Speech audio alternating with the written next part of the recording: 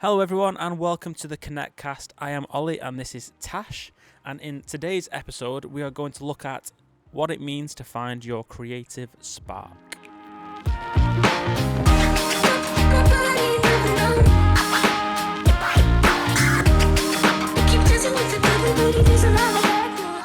So yeah, in this episode we're going to learn about what it means to find your creative spark. That can mean many different things for different people. It doesn't have to mean creative as in industry.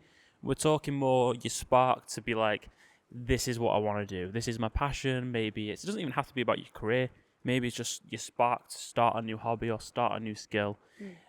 So before we jump into that, we touched on this episode 1 a little bit, but let's just talk about how sort of we found our moment where we were like, this is what I want to do. Yeah. Do you have that moment? Not like a second, but maybe a period of your life where you're like, do you know what? I've got it locked down now. This is what I want to do. Yeah, I'd say probably my second or last year of uni, I was like, yeah, I did a presenting module and I was like, this is what I want to do. I was like, I knew I wanted to be involved in television. I wasn't sure in which capacity. And again, for me, it's always been the in front of the camera or behind the scenes. I'd be lying though if I said, if I'm not in front of the camera and haven't done a job in front of the camera for a long while, do you feel a bit of a void? Or if I'm not on a stage or that sort of thing. And was it a bit of a relief when you had that moment of realization? Again, it wouldn't have to be like you didn't have an epiphany, but over gradually you thought, you know what? Yeah, okay. It was quite nice to know. I do have something because it can be quite overwhelming not having anything and being like, I don't know what I'm good at. And we'll talk about that when we go back to the beginning, won't we? But it's quite nice to know. Yeah, actually, this is what I want to do, and that's when the hard work starts. That bit is the easy bit, I think. Yeah. But yeah, it wasn't probably a clear moment for me. It was probably a bit more of a gradual thing, but I'd definitely say doing that presenting module at university really made me realise, because within that I got to see behind the scenes, being on a camera and then being in front of a camera as well. Yeah. And that for me was probably the timestamp I'd put on it. Fair enough. What about you? I think for me it was probably a little bit later. So, like I said to you in the other episode, I did always want to do things I enjoyed, but it got to the point where I'd maybe let that gone a bit too far. As in, I just couldn't decide. And I remember my college tutor was like, you need to put down some university choices. And my college were sort of like, everyone's going to university unless you say you're not. Okay. And I just sort of ran with it, and it literally was like, I'd missed all the open days because I just sort of refused to accept that I would have to think about it. And it got to the point where I was like, I didn't choose a university. I chose a course and saw which university did that course. Yeah. So I thought, right, if you're going to make me choose, I'm going to write media production down. And I found which universities did media production, and I chose them, and I ended up going, and I went to university, and it was okay, and whatever. And I got back, and I didn't really jump straight into my industry. And then it wasn't until I started to think about working myself that's when I was like, okay, I've made the right choices, luckily, of the skill sets I've learned. Now I know it's actually what I want to do. So I sort of just did the course, not really knowing if that's what I wanted to do, really. Yeah. I think a lot of people do that. Would you agree? I think a lot so. of people just go with something they're interested in, something they're passionate about, just to get the degree. And we touched on this in episode 1. Especially in my industry, personally, I don't feel like you have to go to university to end up in this career. Yeah, it can just be quite a risk to obviously put yourself in that debt, to not know that you want to do it. So I took a risk doing it because I felt like I had to go, and luckily it was okay. It's interesting you say that though, because I remember that being a clear, definitive make or break for me in my mind of going to university and coming out of university as well. Not to say that I put this unnecessary pressure on myself, but I do remember thinking, I don't want to waste the next 3 years of my life and not use it. Yeah. And that was a thing for me, because you hear loads of people that go and do whatever and end up in a totally different job, which is obviously fine. But I just remember thinking, for me specifically, coming out of university, I was like, I really love this. That's why I've chose it. I need to go into this. I want to go into this. Yeah. So that was definitely a choice. That was okay. So I think we'll talk about university a little bit more and that kind of stage of people's lives a little bit more in depth in a minute. But let's just talk about how maybe someone's in college or they're looking to go to university. How do you think you would get someone to find that spark? And it doesn't have to just be creatively, like we said. Like, how did you go through school, or how did you go through school, college, and find that thing you enjoyed? I think school and sixth form college is great for that because you do such a wide variety of different subjects. There's got to be something that you notice that you're excelling in a little bit more. So, I mean, I don't know about you, but I think about school and I'm like, God, I wish I could go back to learn. Because Are you one of them? I feel like if you ask people, they're either like, oh yeah, I'd definitely go back, or people are like, absolutely not, I would never go back to school. I'm a bit of both, right? I wouldn't want to go back to school for the lifestyle of school. Yeah. I would want to go back to school to learn the stuff that I probably didn't listen into or concentrate enough for. Science, I feel like I didn't tap into that as much now. I'd be really interested in it now. Don't get me wrong, I don't want to work in it. Yeah. But I'd love to learn that stuff again. To go back to school life, no. That used to really scare me, actually. One of my teachers said to me, I said to one of my teachers, God, when people say schools are the best years of your life, is that true? And she was like, you look petrified, Tash, because from school, like, I enjoyed it, but not like, I didn't love it. I wasn't one of them that loved school. She was like, no. And my teacher at the time, I think, was in like her late 30s, early 40s. And she was like, this is the best time of my life right now. So don't worry about that. And I was like, thank God for that. Interesting. Thank God for that. But I mean, I've worked in schools, well, a lot over the last 5 years. I've worked in a school for 5 years, so I've seen it quite a lot. And I've worked with sixth form college students, and there is always the pressure there from the colleges to know what you should want to do, I think. But I feel like because I was in not as much of I wasn't a teacher, sometimes the kids would talk to me a little bit more relaxed about what they actually thought, because obviously the teachers might have been like, come on, like, what do you want to do? Whereas to me, they would sort of like just converse it a little bit more. And sometimes you could really tell when someone was like, I absolutely know what I want to do. And then sometimes they would be like, I'm not really sure, but I feel like I should do this. And my advice was always just to keep doing what you're enjoying and just try and find multiple things. And maybe that's outside of like traditional like school or whatever. It might have been like a hobby, because you don't know when that might come back around or when you might want to take that further. But I feel like you've just got to be doing what you enjoy. That's probably the bottom line of it, really. And nothing needs to click. Like I said, I went through college, university, and a year after university before I was like, oh, okay, yeah. So there's not like a rush. Yeah. No, exactly. And it's about seeing the school and sixth form, even university, as a stepping stone rather than the be all and end all as well. Use that time to just explore things and learn and take in as much as you can. I think my one thing looking back, I wish I did more outside of school to sort of explore that a bit more. Yeah, getting involved in as much as you can is probably a good thing. Like, if you have a small spark of like, oh, I sort of like photography, in high school and college, there's probably not going to be a photography course or class. Yeah. But that doesn't mean you can't go and find it. Yeah. I mean, there probably would be nowadays. Yeah, there probably would be, yeah. Yeah, photography was probably as far as my school stretched in terms of that sort of field. What I mean is there's always like a way to expand your knowledge on something outside of like traditional education. Like, you could just go and find it for yourself. Especially nowadays as well. There's so many online courses exactly, you can do as well. I presume it would be easier nowadays and a little bit more accessible in that way, which is great. I mean, in that respect, I feel like I learned more about photography and videography after I'd left university from using like online resources and YouTube than I probably did at university. So that's one thing.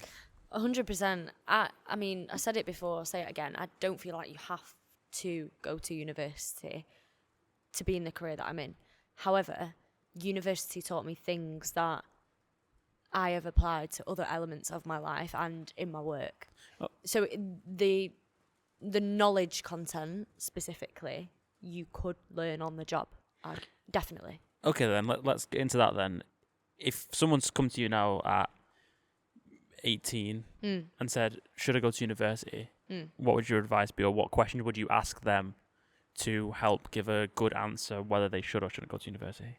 Okay, I'd probably say, and I would probably say this, but you'd have to weigh up all of the answers before I would give an answer. I think, is it a necessity? As in, you can't be a doctor without going to university. Is it essential to your career? What is it that you want from the degree? Is it to get into the career, or is it just to better your knowledge around it, or is it because you're not 100% sure and this is a taster? So what's your why to go into university? A lot of people just go, I think, because it's not a trend. I think there is pressure to go from like traditional yeah. education though, especially now. Yeah. Like I know when my brother went to university, when he was the age to go to university, he was like the first in my family to have gone to university, because at the time, like someone going to university was like a big thing. But now I feel like it's just the next step in education that the sort of expected. Yeah, I think more people are expected to go to university, which puts pressure on people. I think that's definitely what the space I sat in. 100%. I think if not now more than ever, because that pressure is here now more than ever, potentially more than previous generations felt. But I think it's still something to consider. Not everybody has to go to university. There are other ways around it. But I think what is important is the other things you learn from going to university. Like, I know for a fact I can say my dissertation, just the act of doing my dissertation taught me about not looking at this big goal and about narrowing it down and focusing on these each little bits at a time. Like we were saying in episode 1, like looking at your weekly goals, daily goals, your monthly goals, and then it accumulates. Like my dissertation for me taught me that. I think another thing as well, and one thing I sort of notice is, and this is not a dig at colleges and stuff, but I think one of the reasons why pressure's growing on sort of students is like colleges now like the fact that they can say, you know, this percentage of the class went to university, and you know they've got this many percentage of X students that have got degrees and stuff. The stats, yeah. So I think there is a little bit of pressure there from the colleges as well, but I think it's just about doing what's right for you. I think if you were to ask me if you should go to university, my answer would probably be similar to yours as to, you know, why do you want to go? I'd say that if you're going to commit to going to university, you have to give everything of yourself to go, which means fully commit yourself to your course, but then everything else around university, like, you know, classes outside, being involved in as many, what do you call it, sort of like... Extracurricular? Yeah, I guess extracurricular. Because for me, I went to university and I pretty much did the bare minimum, like, did my classes, and then I came home every weekend from Derby. Like, I didn't really invest into the whole lifestyle of university, which is including, like, the facilities and access to things and contacts. I didn't leave university with, like, a list of contacts, a list of ins into what I wanted to do. I just came away with the knowledge that I'd learned, and I didn't really enjoy my course that much as well, so I didn't really come away with like, God, that was worth it. But looking back, I feel like I could have if I'd have committed more. Yeah. And it's hindsight, isn't it? I think it's a tricky thing to say. You can't put an older head on young shoulders, is that saying? But yeah, it's something you realise sort of later down the line. Like when I think back to school, I'm like, oh, I wish I would have listened more in that subject, you know, but... Yeah, hindsight's a wonderful thing. Yeah, I think it's just about doing what's right for you and not rushing it and not feeling pressured and not feeling like you have to decide now. Some people take a year, and I think that's good for some people. Definitely a year out to sort of gather together, you know, use that time and, you know, use that knowledge that you gather together from that time period to figure out what it is that makes you tick. Coming back to the creative spark, do you feel like there was a moment where you picked up a video camera and a video camera? I'm sounding like I'm an old lady. When you picked up that video camera, did you feel the spark? No, but did you know what I mean? No. It's just something I did. I didn't really think about it. Just did it, like, which is part of one of the things I did. That's important though as well, I think. Just doing it. Yeah. I think we can procrastinate a lot, would you agree? And think, oh, I want to do this, or I might enjoy this, or I could do that. And a lot of people talk and spend ages. I'm a bit of a perfectionist, so I spend ages sort of planning stuff, and then I realise, God, I've not even just done it. I've not even just done it. But I think you learn so much from just doing it. Yeah, of course. It's the same with anything. Like, you can sit around, and that's the way I learn as well. Like, I'm a learner who learns by doing things. So, yeah, I think Yeah, pretty much. It's just by getting out there and picking something up and not putting the pressure on that it has to be something. Like just doing something because you want to do it. Like that's fine. Yeah. There's like quite a culture like recently that you've got to pick something up and it's got to if you enjoy something it's got to be turned into a career. But there's nothing you can just have hobbies like that's fine. Yeah, and I think it's so interesting as well. Like I know I work with some people and they'll say like, oh, I'm in a band, or oh, I play guitar, or I'm like, oh, no way. Like I worked with someone as well recently who like writes law papers on the side, or Really? yeah, she like types things. People pay her to type things up. I was like, I didn't even know that was a career, and through that she learns about loads of different things. Little things like that are quite interesting about people. Like you are, I think this is a whole statement in itself. I can't believe I'm going to say this as well, because this used to be like something I think about a lot. But you are not just your job.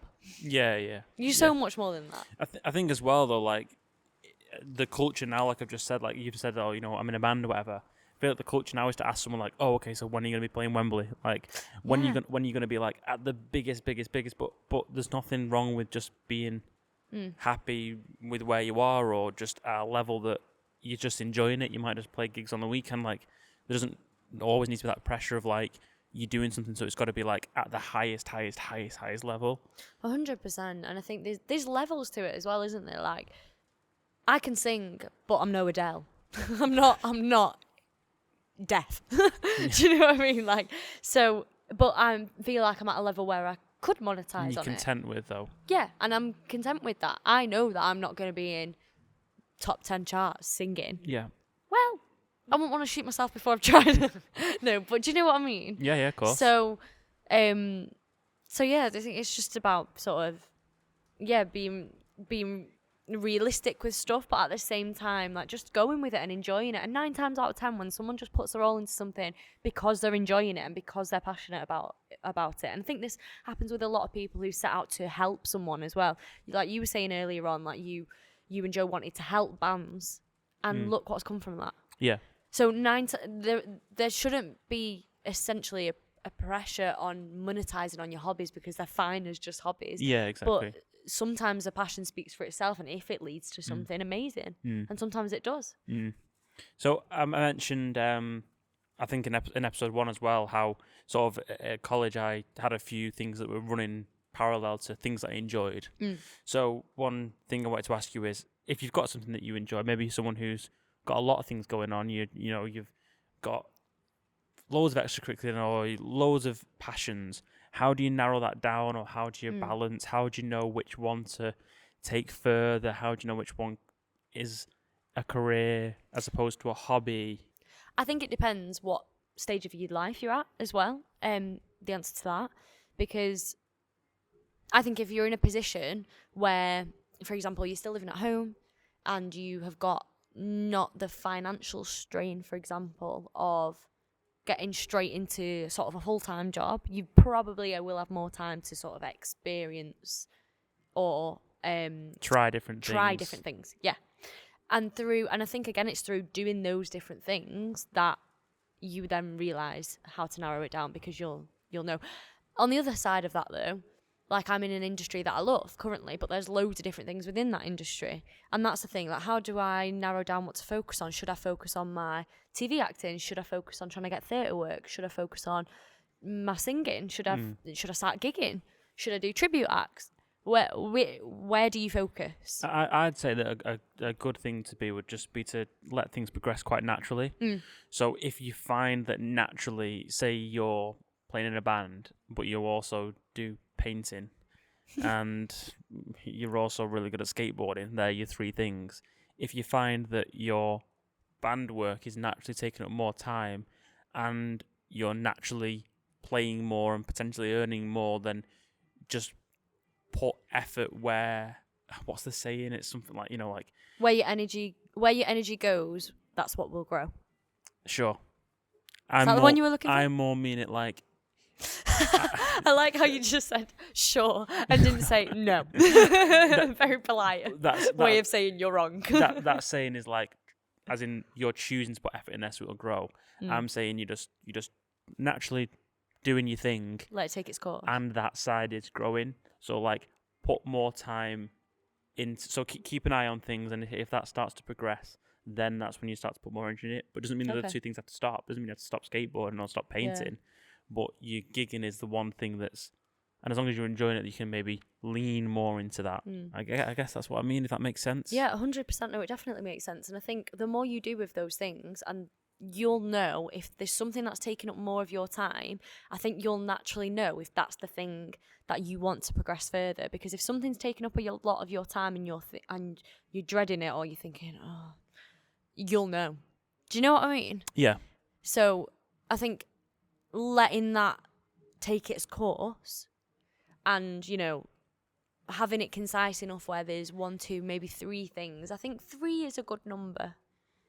If I had to put a number on it, I think 3 is a good number. It depends how much you can balance and juggle without straining your life, or. Of course, and it's that balance we were talking about as well, isn't it? Between like burnout and obviously, you know, hard work and grafting to get to the point where you're figuring things out more and what you want to do, but also as well having a life, enjoying the process, and sort of and going with that side of it. One of the things as well is when you do find that is being able to be persistent and consistent. Like, would you say you've had any sort of struggles or battles where you did find your spark and you were like, yeah, I do want to do that, but then something's come along that sort of like made you question it or knocked you back, or sort of maybe question the decision like you'd made to because obviously, like, say you're 20 and you're like, right, this is what I want to do and I'm doing it. But then when you're 22, you're like, oh, actually, that's a long period. So a lot can change in that time. Like, would you say that you've had any of those that have been like any wobbles? I think 100% there's been big wobbles. We'll get into that right now, but yeah, there's been massive wobbles. And I think part of that is as well, and I'm sure other industries are like it, the creative industry, I think, especially when you're trying to do things for yourself and from a freelance point of view, there might be a substantial period of time where there's a hell of a lot of investment. I think this one must be for lots of other industries as well, but you're not really necessarily getting anything back, whether that's building your portfolio, doing your show reel, your vocal reel, whatever that may be. So you mean like you're putting time in, but you're not necessarily seeing the results? 100%, yeah. Right, okay. I think there's a lot, would you agree, there's a lot of that? I think you've got to see the bigger picture of, I might not be earning money from this, but my investment is my time. Yeah, and you've got to look at sort of speculate to accumulate saying where you can't get disheartened because, again, going to the band analogy, you've been playing gigs for the last 6 months, but you're still having to try and work as hard to get those gigs, or you're not seeing an increase in your audience maybe, but you just sort of got to trust the process. Yeah, I get that. So 100% there's been setbacks along the way. I think consistency is arguably one of the most important things. I think if somebody said to me now, if you had to choose one thing, like one skill or one sort of attribute, what is the most important thing in, I'll go as deep as saying life, I would say consistency in any aspect of your life, and that's something that I've struggled with massively. Yeah. Because I come up with ideas and I'm like, great, I'll put all my energy into it for like a month, and then I will have another idea. Yeah. And the reason why idea 1 hasn't worked is because I've not been consistent enough. Yeah. And I think it's probably where the majority of people, including myself, fail. Mm-hmm. Yeah, I think consistency is vital to whatever it is you're doing.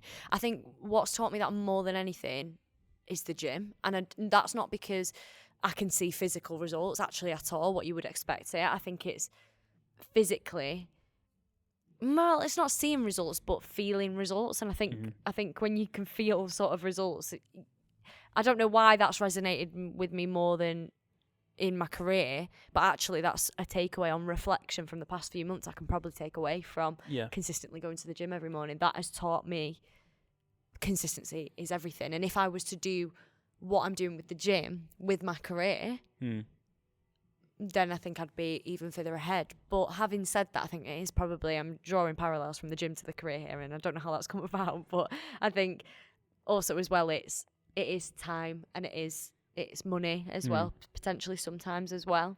And sort of you might have been talking on the phone all day in work, and it might come to the end of the day and you want to sing, for example, you want to rehearse, and your voice is just hoarse. Shot. And so I think you've got to be consistent, be realistic, but be as consistent as you possibly can be. And as long as would you agree, as long as you're mindfully being consistent, then it's okay. If you can't, for example, if you're in the band, if you can't rehearse 4 times a week, but you can rehearse twice a week, it's fine. Doesn't matter how long it's going to take you, you will get there. Yeah, it's sort of like setting expectations as well and not letting yourself fall into a trap of, potentially getting burnt out or not being honest with yourself of what you need to do to live as well as pursuing this other thing. I know you spoke about, and maybe we'll say this for another day, of those specific times where you were like not maybe ready to give up or just struggling motivationally or struggling with a decision you'd made on this career path. So we'll maybe go into that another day. But can you shed any light on what it was you did to stay motivated? Like, can you think of any moment where you were like, right, fuck that. Like, I can get back on track here. Mm-hmm. One of the most important things that kept me motivated was not wanting to stay in the same position. Not everybody feels this, but the thought of staying in the same place scares me a little bit. I'm like, if I'm not going somewhere, it's kind of a good thing, it's kind of a bad thing. But if I'm not going somewhere, I'm like, I need to move, I need to progress, I need to learn. I don't know. I just have that desire, like I need to do better. Yeah. And there's a whole other side of that of putting maybe potentially too much pressure on that. But in a healthy way, I think that's good. I think, no matter what age you are, I don't think you ever stop learning. Every day's a learning day. So I'd say that sort of was my motivation to sort of, I don't want to stay where I am now. I want, whether it's like in monetary terms, you want to accumulate a bit more money, you want to have some more savings, or whether it's, you want a better lifestyle, or maybe it's none of that. Maybe it's actually, I just want to do this because I really love this and this makes me really happy and makes me feel really fulfilled. That is so important. And that bleeds into other elements of your life as well. Yeah. So I think just having the motivation to, better yourself, really. I think something for me, and this will be something that maybe people would describe me as, is like I'm extremely competitive. But I feel like if I'm ever like competitive in a game or something, people are, oh, you're really competitive, but it's never about beating someone else. I don't care about competing against someone. The competition is myself. Yeah. So, and I've learned this a little bit as I've gotten a little bit older, that like I just want to do better for myself and to maybe not think too much about other people or do it for other people. It's more doing it for myself. So like, and again, the competitive thing, like I was playing, like I started playing paddle ball like a couple of weeks ago, and the first week I was rubbish, couldn't do it. I played with my brother, so it was just terrible, and I went away frustrated, not because I couldn't beat my brother, because I knew I could do better. Yeah. And I feel that's the way I've felt about like my career almost. It's not that I want to do it for anyone else. I just I'm competing against myself to keep challenging myself. And I like that challenge and I like that pressure, but that competitiveness is what sort of, say if I have a bad week, it's like I'm competing myself this week to do better than me last week. Yeah. You know what I mean? So I couldn't agree more. That's been a motivational thing for me, is like I almost treat this business like a game. I know it sounds really stupid, but like how I progress through a game is how I've sort of felt sometimes, or like progressing through the business. And using that metaphor and that competitiveness has helped me keep motivated, I think, because I want to beat the next level. Like that's how I look at like this space. Yeah. And that sort of comparative nature as well. It's a great outlook, by the way, to have, I feel personally, on your business as well, like to constantly wanting to better yourself. That's what it's about. It's not about comparing with anyone else. I think increasingly for people coming through from younger generations in particular, and I know we're in our 20s as well, and I know we're still young when we've got a hell of a lot to learn, as every day is a learning day, like I say, but I think that comparative culture is increasingly harder because of, for example, social media. Yeah. I think even now, like, when I open up my socials, it's so easy to see what other people are doing and think, oh my God, they're doing really great things. I feel so behind. I should be doing more, blah, blah, blah. And then, the thoughts unravel.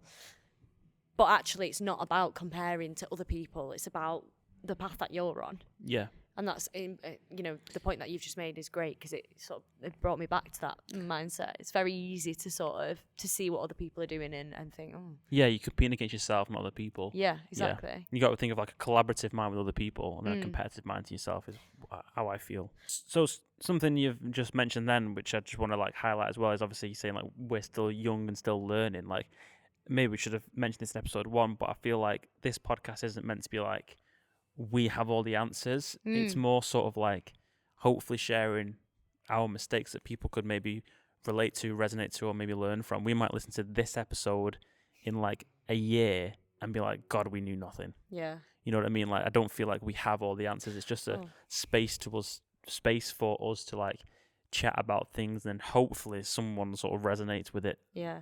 Jeez, if I have all the answers sat here now, I'm scared. Yeah. Like, that's how I feel.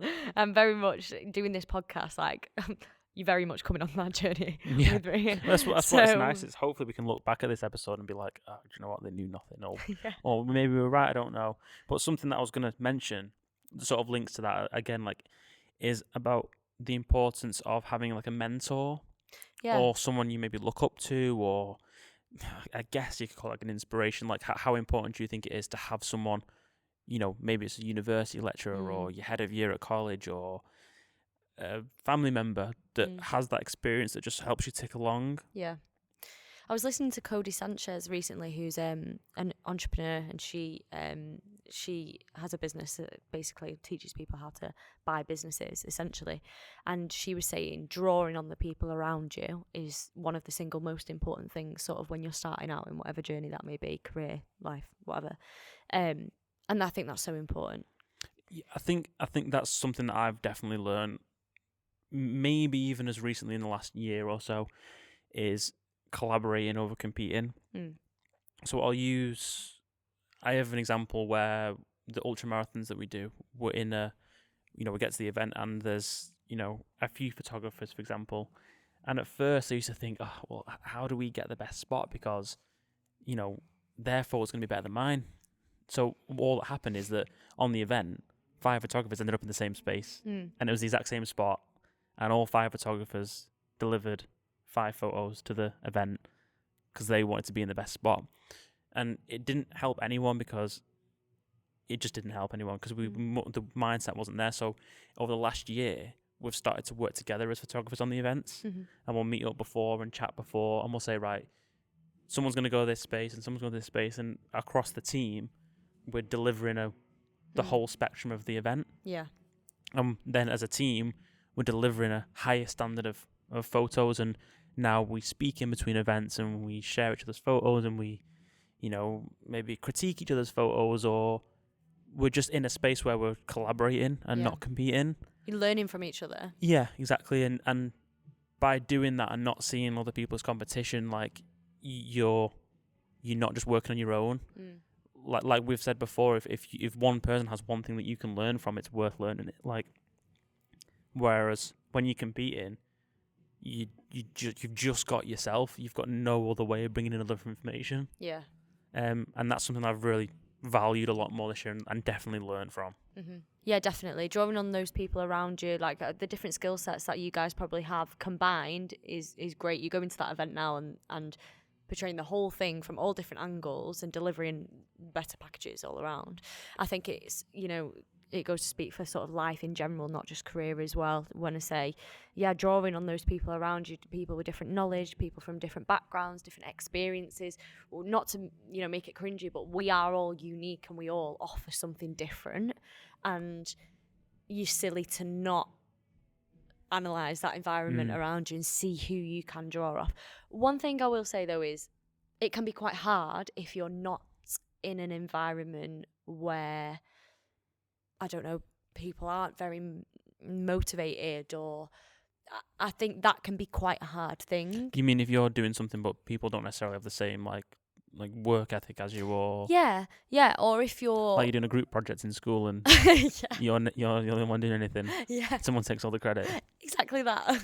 And that can be quite difficult. Well, you've just got to put energy into the right, obviously when you're a little bit older, putting energy into the right people. If you're working with someone and they're not putting the same energy back, or they're not being as collaborative, then it's okay to Mm. work with the people you want to work with, really. Yeah, exactly. And I think some people might say, you are your environment, and to an extent, yeah, but also no. But I think naturally over time, when your energy's going into more of the things that you enjoy or love or passionate about, or you're really driven towards, naturally your environment will shift. Yeah. And I think that's important to remember as well.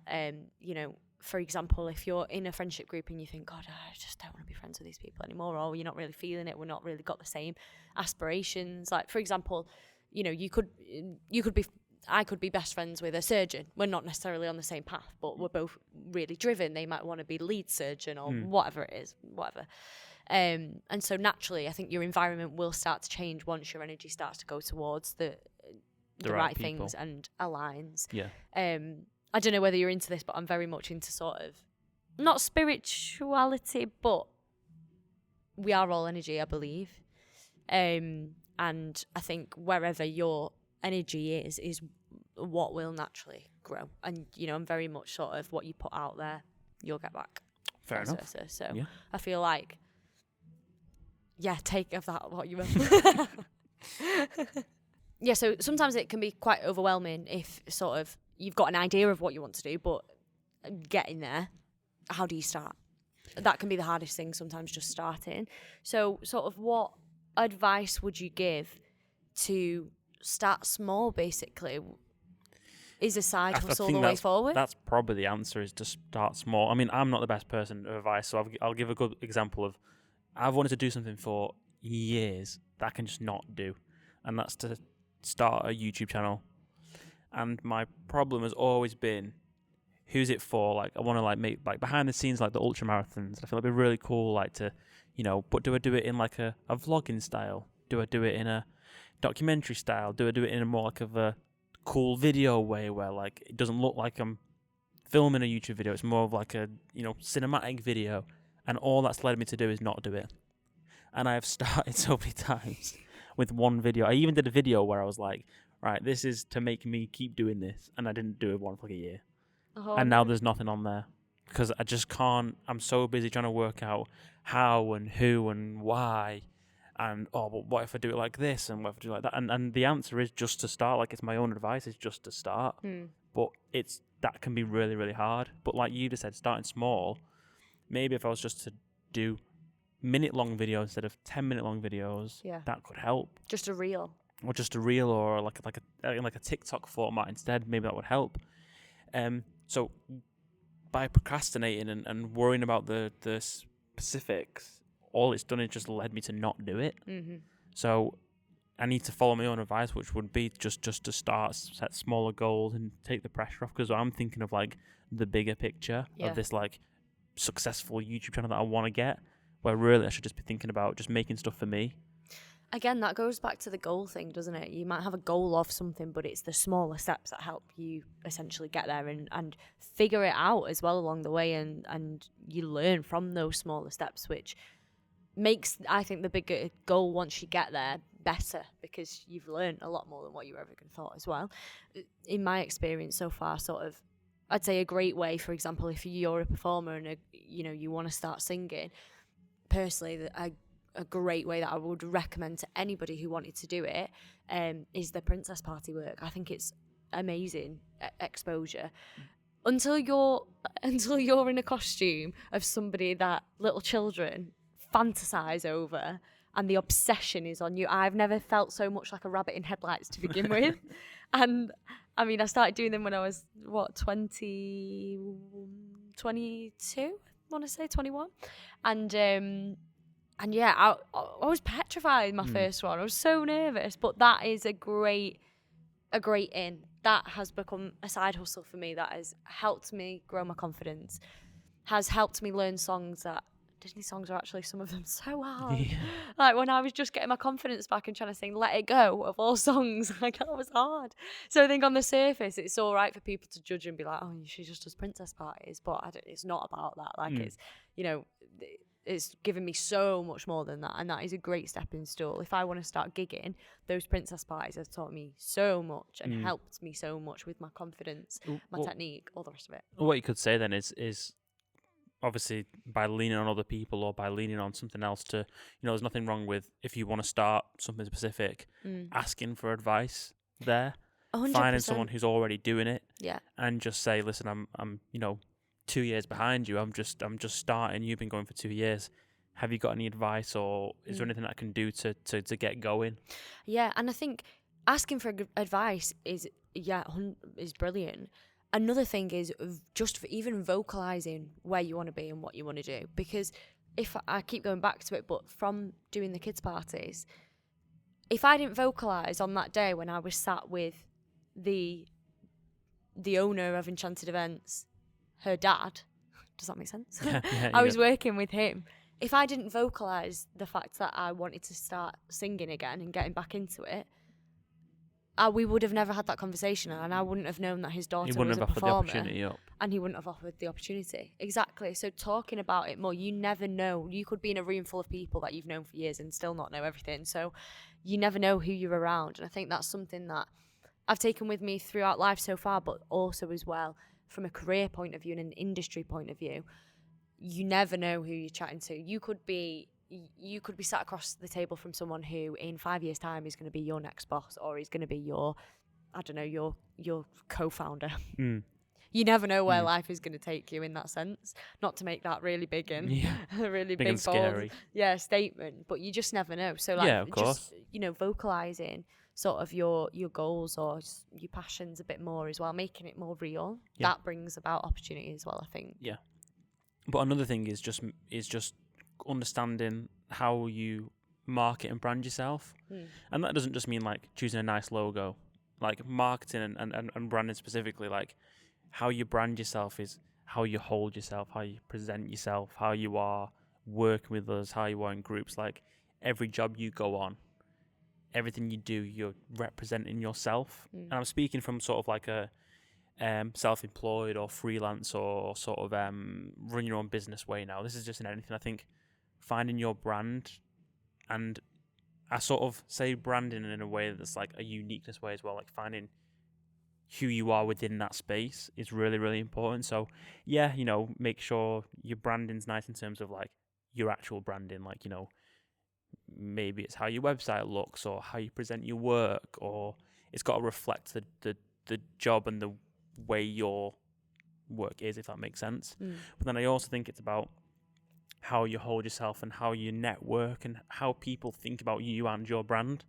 Especially if you're freelance or like me, you're running your business, like people will look at me as how I represent this business. And I think that's really, really important as well, is making sure you're consistent with the way you work and how you work, but also like in the way that you are doing it. Yeah. Does that make sense? Yeah, definitely. A really strong sense of self as well as a strong sense of your brand. Yeah, and that takes a lot because you've got to believe in what you're doing as well. Yeah. And I think that's a whole other thing in itself, isn't it? Believing in yourself. I was reading something recently and I can't remember the specific percentage, but it was a ridiculously low percentage of people that set out to do things genuinely believe they can actually do it. And that belief, I think, is so important. If you don't believe that you can genuinely do it, how are you going to convince other people that you can genuinely do it? This links back to the whole YouTube thing I was saying about before, because the branding and how you brand yourself is just being sort of authentic is probably another good word. And one of the reasons why I struggled with the YouTube channel is I struggled to find like my voice within that space. Yeah. So when I watched other YouTube videos, it was very much like, hi guys, and like, whoa, like big energy, like, and I tried to make videos and I felt like I was going into that space of being like high energy, like super like in your face, like, but they never worked because it just wasn't really me. Yeah. And I've struggled to find that in that space of what my brand is in that space, because trying to be all, excitable and whatever just isn't very much me, so it didn't work. Yeah. And that's why it's not gone anywhere, because I'm still trying to find my brand within that space. And that doesn't just mean choosing a name and a logo, like I mean like how I hold myself in that space. Yeah. And would you agree as well, like the camera doesn't lie in that sense? Like if you're not being genuine, yeah, of course, you can tell a mile off when someone's being ingenuine. Yeah. I think in life, but through the lens, I think it's so obvious. There's a YouTuber that I like really, really, really was inspired by a few years ago. His name was Danny Gevirtz. Well, his name is Danny Gevirtz. And he was like that. If you watch his early videos, like, the very, like, quite, like, trying to be, you know, blah, blah. And then all of a sudden, his personality came out. It was, like, a really, like, relaxed guy and quite, like, a softly spoken guy and really, like, settling person to sit and listen to. And he was more, like, industry focused. He was, like, a DP, a camera operator. And he spoke about some of his shoots and it was, like, really relaxed. And when I first found him and enjoyed watching his content, that's what I found. It wasn't until I went back and then he did a video sort of highlighting how he used to be and finding, like, that voice and being authentic, and you could really tell. And as soon as he started that, just getting rid of all that bravado and all that sort of, like, that side of things, trying to be something he wasn't, that's when it started to grow. Yeah. Because people, like you said, could click into and know that what you're watching is authentic. Yeah. I think that just speaks volumes, really. Oh, no, it definitely does. And I think people who do really well from being really genuine, it speaks for itself, doesn't it? One person I think of who so many people love, Stacey Solomon, for example. The types of stuff, I don't know if you follow Stacey Solomon at all, but I don't think so. Like, I know enough about her, though. You know what? Okay. And, you know, the type of content she posts is just so real. And you find that the most popular people online are the ones that are, I'm going to say that again. You find that the most popular people online are the ones that are being most genuine. As I said that, though, I did just think about the Kardashians and how popular they are and how maybe they're not so genuine all the time. Is there an exception to the rule? Yeah, an exception. So maybe not everybody is popular on social media is 100% genuine, but I think people really resonate with that genuinity, is what I'm trying to say, and that authenticity. So we were chatting before about how you can have a long-term goal and then breaking it down can make that long-term goal more achievable, easier. Once you start to tick off the little things, the bigger picture becomes more real, etc. How important do you think your daily habits are? I think daily habits, again, I'm talking something that I've learned in, like, the last year, like, something that I've really, really worked hard on. So, like, and even in the last, like, couple of months. So one thing I'm really bad at, and say if I've got a 2-minute job and I don't do it, and I get another 2-minute job on top of that, and another 2-minute job on top of that, it's only a couple of 2-minute jobs, but then they add up.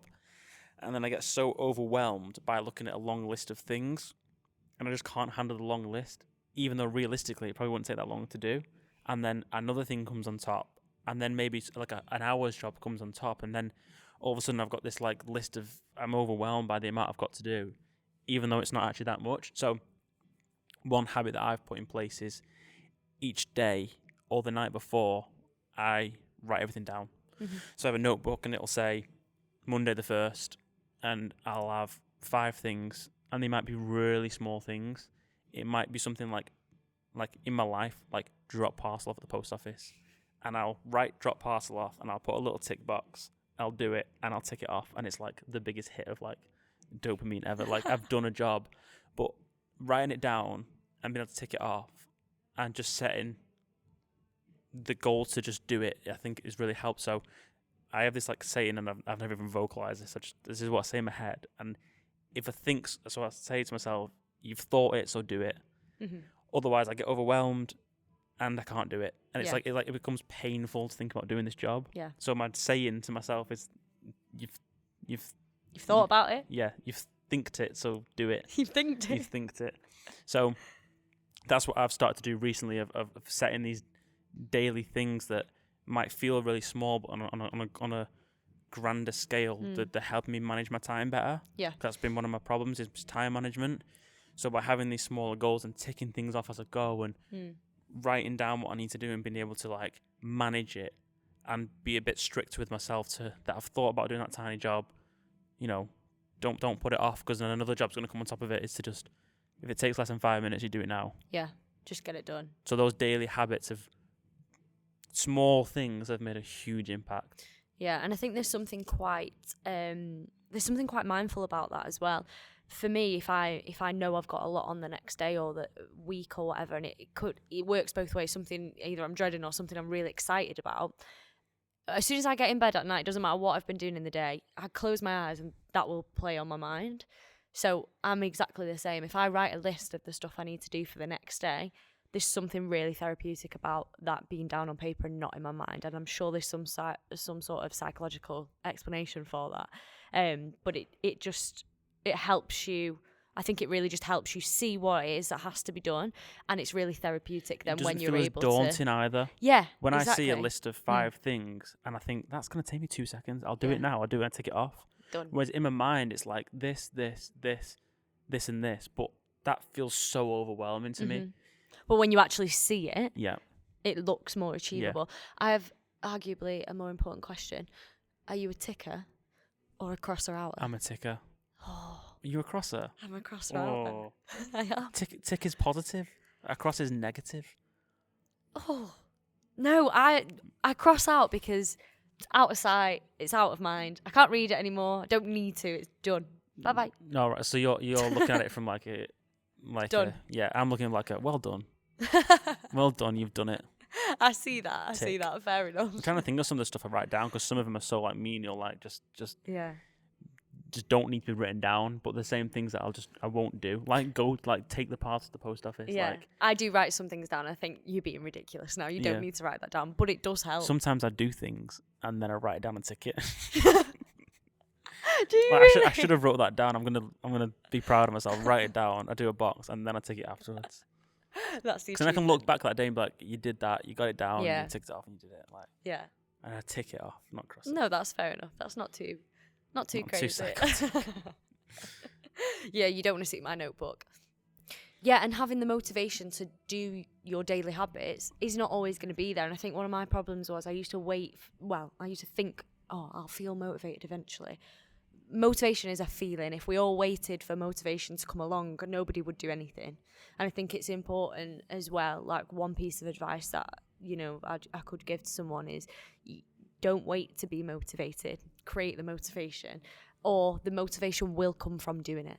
So yeah, what's your thoughts on that? Yeah, I do think that like once you start something, like it's like that thing you ever like been in the house and like you don't want to like clean something up, but then like you'll clean something up next minute you're hoovering and Yeah. mopping and you've done the house head to toe. Like you just get into those moments of like it just comes on you. So yeah, I think by starting something it does spark that extra like motivation to be motivated. Like Yeah, definitely. And I think sometimes people place too much importance on motivation as a feeling. And I think if we all waited to feel motivated, I don't think very much would get done yeah, a lot of probably the true. time. Yeah. Thanks so much for watching. We'd love to find out if you're a ticker or a crosser offer. We'll probably do a poll on this after. But as usual, guys, this episode is available to watch on YouTube and to listen to on Spotify and Apple Music. Thanks so much for listening and watching. Thank you very much. See you later.